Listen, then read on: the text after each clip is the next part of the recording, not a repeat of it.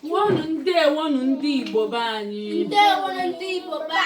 Hello Igbos, we greet you all. We are here to promote our language and culture. Igbo language can never die. For those who are asking what we are doing, we are here to teach the language to our children so that we will not lose our language.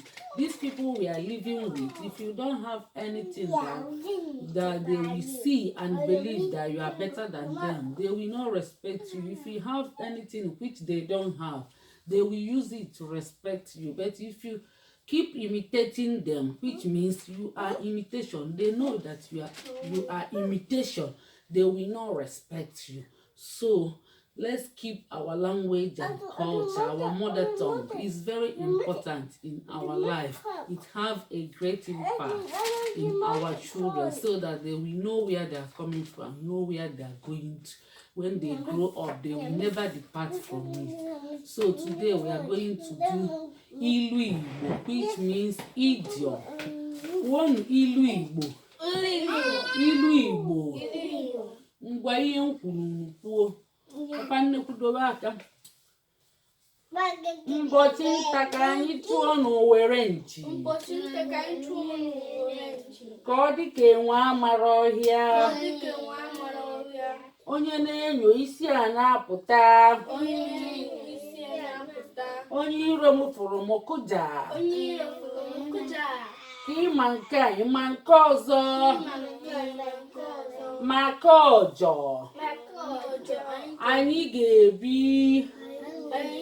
Unu na-ekwuzikwa ekwu maka ọjọọ. Anyị ga-ebi. Apama. Para ma para. Ole ihe ọ bụ. Anyị ga-ebi. Ọchụ nwa ọkụkụ nwada. Nwa ọkụkụ enwere ngwongwo ọsọ. Ọkụkụ si na ọ rapụkwa ma ọ ga-eji gịnị zụọ ụmụ ya. Ọkụkụ si na ọ na-eti mkpu ka ọ bụrụ ka ihe ji ere anya. N'okwu ụwa n'ụlọ onu ya. Ọwa anaghị agba ọsọ ehihie. Na nkịtị. Anya ufie anaghị akọ ọkụkọ chi ụmụ. Anya ufie anaghị akọ ọkụkọ chi ụmụ. Onye si nwata ya jide nkakwụ ga-enyekwa ya mmiri o ji ga-akwa aka. Nkịta sịrị onye ọ tụrụ oche ya biko kene weghachiteli ego ya azụ na ntụpụ amagoli arụ. Nkịta ka mmadụ na-eje apịa, nkịta aghara eje nwa apịa, o wee were ego nye onye ahụ wee si ya biko ilu ogonyitelu m oche na m enwere oche na be m ka m were oche n'ana. Nkịta echekete ike gwụ onye ọ nyere ego ya gote oche ikwere anata. Nkịta wee tụpụrụ ana wee na-eti mkpu wee sị biko weghachitezi ego azụ igotezina na ntụpụ a na-amagolu m arụ. Nkịta wọlụ nri na-echele anya wee kwuo gịnị? All right. Ọkwa ndị agụụ dị n'obodo. So agụụ dị n'obodo onye ọbụla gote nri ọ nara ezu. So nwaanyị egote nri o nwekwe nkịta. Jede n'ịdọka akwụkwọ papa nnukwu o nwere nkịta. So nkịtị a wee pụta ka o lie nri. Mama ndị ahụ wee si mgbe ụmụazị libegodi nri maka na nri adụrụ enough. O zuru ụmụazị maka ụmụazị kwụ agụụ since and nri dị na ayara ezu. So nkịta pụtakwuo ka o lie nri chee na aya enyerie. So nkịta wee neketa anya eliche nri ahụ niile enyerie. Nkịta wee neche anya wee mee all right. All right. Ome all right. Ome all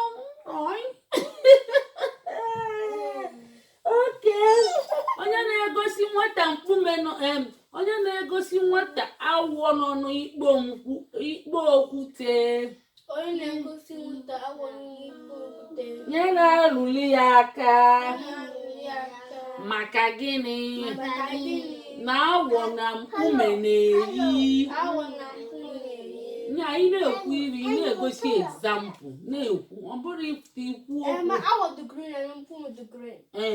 So ihe ọ pụtara bụ ị na-ekwu okwu, ị na-ekwu with evidence na ịdụ sure, ị na-eme ọdụ clear. Ọ bụrụ awọ niile dị green, o nwere nke dị brown. Mana awọ ụfọdụ na-adụ nke ihe bụ brown n'Igbo, akwụkwọ kpọrọ nkụ, nwekwa awọ na-adụ akwụkwọ ndụ ya bụ green. So awọ na mkpume na-eyi, nke anyị na-afụ n'ọkaba anyị ya na mkpume na-adụ the same. Ome oje makpuru wee camouflage ya ka mmadụ ghara ifu ya. So ngwa na-ekwukwenu olili amaka ma afọ onye weteni. Nwa ọkụkọ nwa ada, ọchụ nwa ọkụkọ nwa ada. Nwa ọkụkọ enwere ngwongwo ọsọ. Na-ekwu ihe ọ na-apụta bụ ị na-achọ mmadụ okwu na nkịtị. You must fall and the person will be vindicated and will be free. Then you fall. Ị na-achụ nwa ọkụkọ na nkịtị. Ọchụ nwa ọkụkọ nwa ada. Umige ọchụ nwa ọkụkọ nwa ada. Nwa ọkụkọ enwere ngwongwo ọsọ. Aka bikwa onye ajọ ihe n'ala. Na onye na-eme ajọ ihe aka bie nye n'ala, that is destroy. Onye ahụ ga-destroy onwe. So onye ajọ mmadụ ga-eti aka na tipapa aja. Onye ajọ mmadụ onye tinye aka na tipapa aja. Tipapa aja bụ ihe siri ike. Nya oti aka, otiji aka ya. Oti aka gịnị? Ọkụji aka. Ọkwụnụ. Onye na-amụ iti ọkpọ. Ya bugodili ụzọ. Kụọ akpa aja. So onye na-achọ onye ọ ga-eti iwe, nya achọ na mmadụ wee tie, nya ji ekụba n'aja ka ọ mara. Ọtọ onye ụtọ, ọ mazialụ na ọ tọrọ ụtọ. Ya na aja nụwazie ọgụ. Papa nnekwu n'ọlụ na ọfụma. Papa nnekwu. Ka ekwe ọzọ. Chee ka nchọtakwa ọzọ.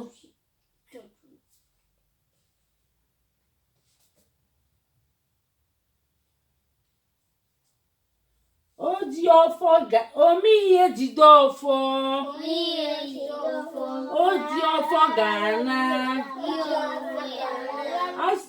Omeihe jide ọfọ mean ọ bụrụ na ị na-eme mmadụ ajọ ihe, gị dụkwa careful, gị bụ sure na ihe ị na-anụrụ ọgụ ahụ na ọ dị right before ị na-anụkwa ọgụ. Ihe na-adị na-anụ ọgụ na nkịtị ya bụ omeihe jide ọfọ. Oji ọfọ ga-ana. Ọfọ ka ide ji awana. Ọfọ ka ide ji awana. Ọkụkọ ntị ike na-anụ ihe n'ite ofe. A sị na ọkụkọ ntị ike ị na-achụ ya n'ite ofe, ọ kwere anụ iweli ngaji kụọ ya ọnụ ihe n'ike. Onyanwa ya bụ a na-agwa mmadụ ihe ya nụ, ọ bụrụ emechezie mgbe ihe meziri na-arụ iwe nụ. Ọ ka mma na-agwa gị n'oge mgbe etireghị ihe ịnụ ya ikwu okwu bifo. Ọ bụrụ ihe mebezie gị ịnụ n'ike, ọ dụrọ mma. Ọ dị mma ka a na-ege mmadụ ntị. Ihe ọ pụta ọkụkọ ntị ike na-anụ ihe n'ite ofe.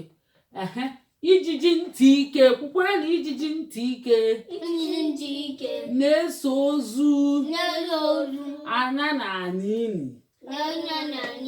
Ọkwa dị sentin kwa agwaghị okwu, mmadụ gwaghị okwu ikwelu.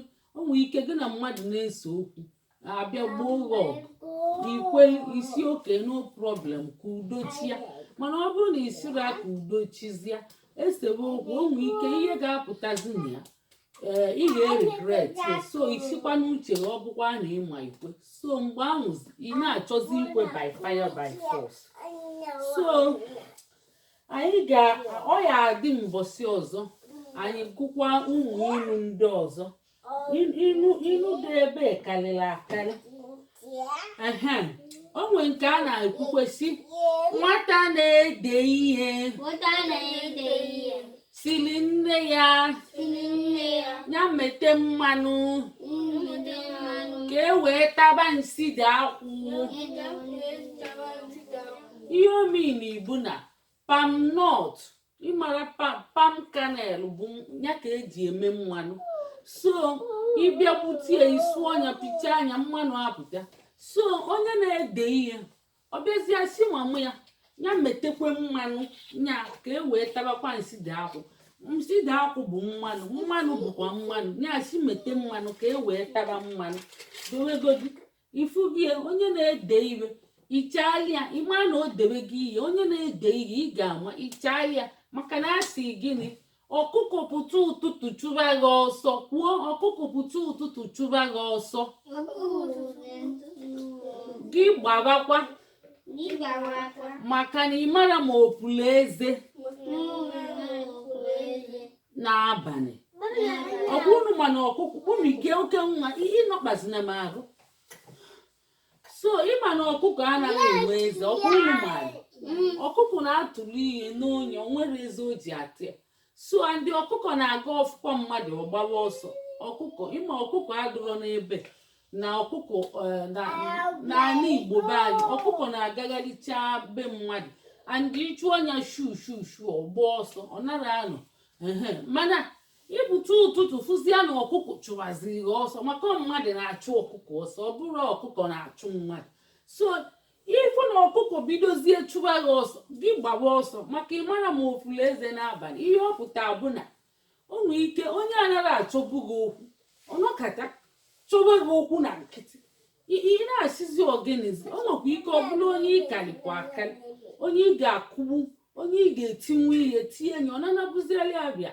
chọbazie gị okwu na nkịtị ndị mmadụ ihe ime o nwere n'orizi ị na-echezi ihe ị ga-eme bụ gị gbagodi ọsọ gbaa ọsọ ji eteki kọva rinfọm onwe gị wee bịakwa ọzọ maka ije mgbe ahụ ọ ya achịghị n'ụkwụ maka ọkwado gị akwado gị nwa akwadoro ọnyanwa ifuru ka ndị Fulani na-eme akwado gọba bụ ọkụkọ pụta ụtụtụ na-achụ ọsọ ihe agbagodi ọsọ jee teki kọva wee rifọm onwe gị wee pụtasịa wee tee ihe gị na onye ahụ ga-eje iwee kwado onwe gị wee bịazie ọzọ ndị ịbịa ọzọ nyanwa ga-agbafuzi ọsọ unu aghọtaghị ihe mmiri ngwa nsogbu adụrọ ngwa si ka emesịa nọrọ ana si ka emesịa